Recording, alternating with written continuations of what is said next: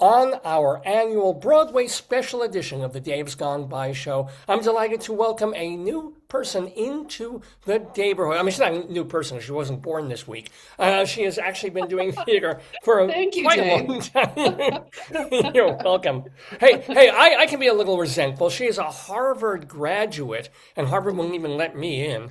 But, gotta love her because she has been a Drama Desk nominator for many years. She's also, or a former chair of the American Theater Critics Association, and is now also running the foundation wing of that organization. And most importantly, she created and writes theater criticism for urbanexcavations.com. That is her website and where you can read her. She's Martha Wade Steketee. Welcome to the neighborhood, first of all, Martha. Why, thank you, Dave. I'm happy to be here, and thank you for pronouncing my weird Dutch name Dutch. correctly. Makes it. Now that I've Yeah. pronounced it correctly once, I can pronounce it wrong the whole rest of the No, time. no, no. It'll stick in there. It'll stick in there. So thank you Now, for inviting me. oh, so glad to have you, Martha, and glad to have you talking about a design category. Most people opt for actor or book or Yeah. musical, but you're going for lighting design of a play, and I'm sure you have very good reason, things you want to talk about. So let's go through the nominees one by one and see how you feel. For example, Isabella Bird lighting Dog Day Afternoon. Go, Martha. Well, Isabella Bird. So Dog Day Afternoon is a stage adaptation of the 1975 film that some of us remember. And what Isabella does, and she's lighting, you have to often talk about the set designer along with the lighting designer. She's lighting a set that's slightly askew and kind of angular and noir-y that was developed by, oh God, Corins, I believe, David Corins.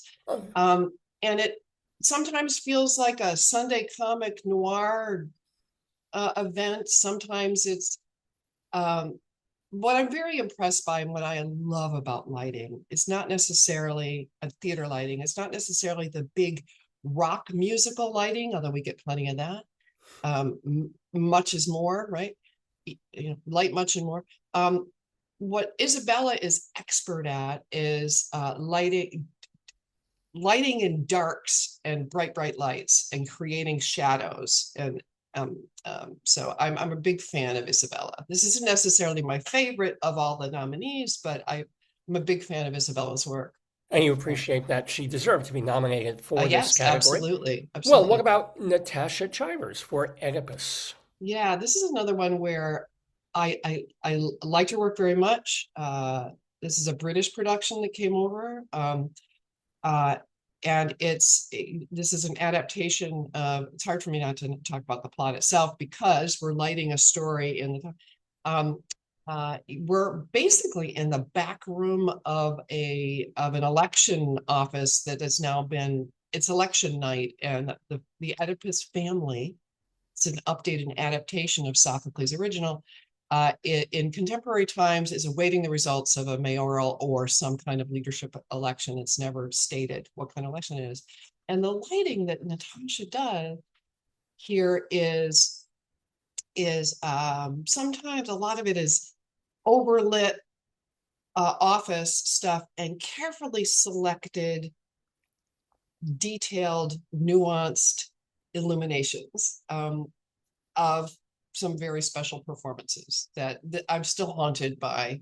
Ooh. Leslie Manville's performance in this, much more than Mark Strong's as Oedipus. It's just, Mm. yes. So it's hard for me to extract it all, but it's, yes, Well, how did that's you what I would say. feel about Stacy DesRosier's Joe Turner's Come and Gone lighting? She did a great job. I'm a big fan of her work. She works a lot off Broadway. We've honored her with a Drama Desk Special Award a couple of seasons ago. Maybe it was just last season. Um, because she lit 3 or 4 shows that season that we all loved.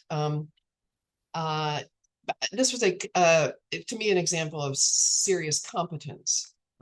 She was a very competently lit Okay. show. Yeah. I feel the Yeah. hesitation there. I get No, that. no, I'm balancing. There's some I loved more than others. That's all. Well, okay. Yeah. Well, you got the same person nominated for two different shows this year, two different Broadway shows. Yes. Heather Gilbert, both for Bug and The Fear of 13. Is she going to Mhm. split the vote? How do you feel about both shows with her liking it? Yeah. She might split the vote. I think a couple of the other plays, and especially Death of a Salesman and Oedipus might just overwhelm every Hmm.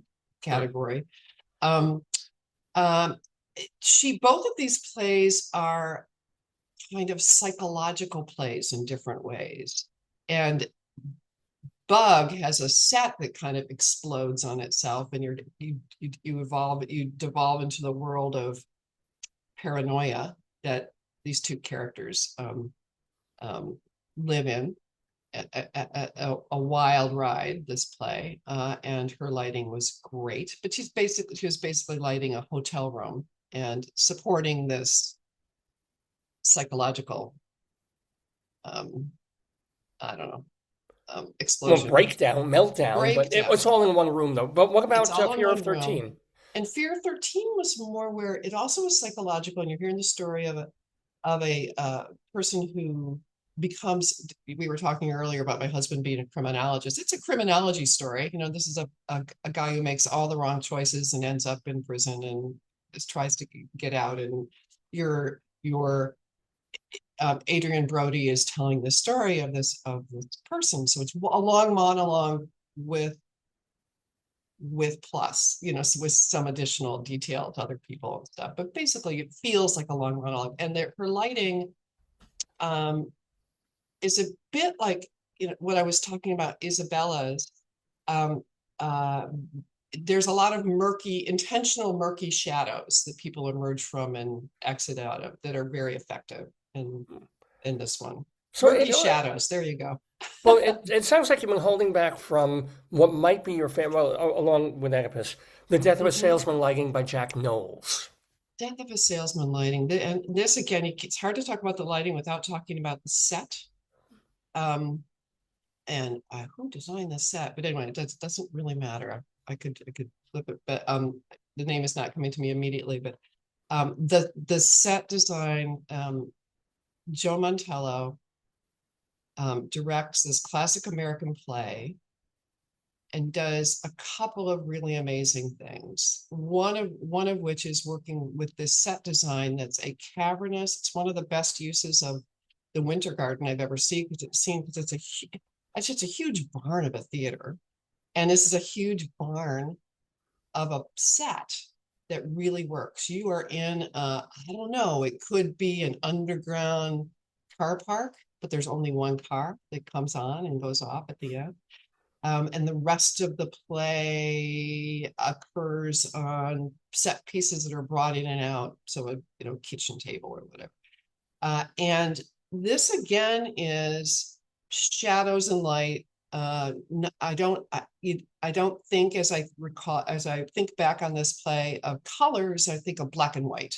So it's shadows and bright illuminations and things suddenly appearing, and it's just it expertly frames his lighting expertly frames the story that's being told. So if you, Yeah. well, you are not a Tony voter, but you're a Drama Desk voter. So what did you throw your vote behind? Was it I Jack Mill? voted Yeah. for it was Jack Knowles, and that's the one that won for us. But that is certainly not always the case for me. I Now, seem yeah. speaking of winners, Martha Wade Yes. Steketee, Yes, so sir. while we still have a minute or two with you, I want to ask you, it sounds like you really loved a couple of these shows. Were there one or two other productions on or off Broadway this season that, you loved? That I really loved. Um, um, my favorite, yes, off Broadway, and this just keeps having life. There's a show by a young playwright named Bubba Weiler called Well, I'll Let You Go. And it had a production in Brooklyn much earlier in the season, and it moved to the space that is now called Studio Seaview, but it's second stage theaters off Broadway space. So it's on 43rd Street. And it's a glorious, glorious reflection on there are secrets and family secrets, but it's also about grief. And yes, it's just a gorgeous piece. Yeah, a lot of people But have really um, commented on that. And yeah, one other that you that I haven't mentioned. I guess one of the things I wanted to underscore, I think I alluded to before, uh, it's the performances in two plays that that are usually subservient to the title character. So we have in Oedipus, this adaptation by Robert Icke, the character who plays Jocasta, the woman who plays Jocasta, and her character who's Leslie Manville. It was a haunting. It was, I have to say, past tense, haunting, gorgeous performance that should deserve all the and and why am I bad? It's Laurie Metcalf's performance as Linda in Death of oh, a and Death by Salesman. Salesman. Yeah. It is extraordinary. It's you see Linda in a way, and it's not that she's upstaging, but she finds notes and there are dimensions to Linda and the balance of their relationship that I have never seen before, and how Linda is portrayed, and it's really lovely. Well, So it just like yeah. just for that. It has been lovely talking with Martha Wade Steketee. Be sure to read her at her website, urbanexcavations.com. Thank you for excavating all this information and these feelings and thoughts about the categories of the Tonys this year. And we hope to see you next year, too. Thank you so, so much for being with us on our Tony Show. It's my pleasure. Thanks for asking me, Dave. Bye.